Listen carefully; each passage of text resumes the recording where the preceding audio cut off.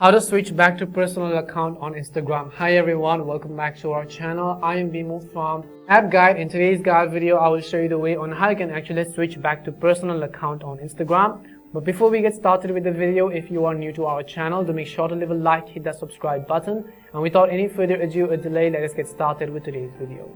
So if you want to switch back to personal account on Instagram, it's very simple. All you have to do is first of all make sure you have either downloaded or updated the Instagram app to the latest version. And you can do this by heading over to your device's respective app stores, in the search box typing in Instagram, and go ahead and simply either download or update the app. Once you've updated the Instagram application, what you want to do is go over and then open it up. Next thing you want to make sure is that you are logged into your account. Now if I come to my profile page over here, you can currently see that this is a professional business or creator account.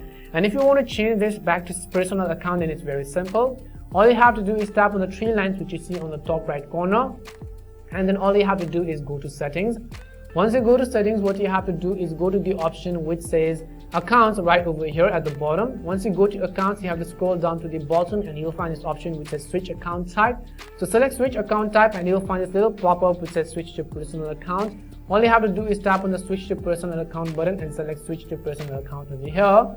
As you select switch to personal account on this particular list, it is going to take some while to switch back to personal account, but basically this is it. Keep in mind that when you switch to personal account, you're also going to lose all of the data of your audience whichever you had and the privileges you had when you had a business or professional account. And this is how you can switch back to personal account on Instagram. We hope the video was really helpful, and if it did help you, make sure to leave a like and subscribe to the channel. If you have got any more questions, queries or doubts, simply also make sure to leave them down below. Thank you very much for watching till the end of this tutorial, and see you soon in our next video.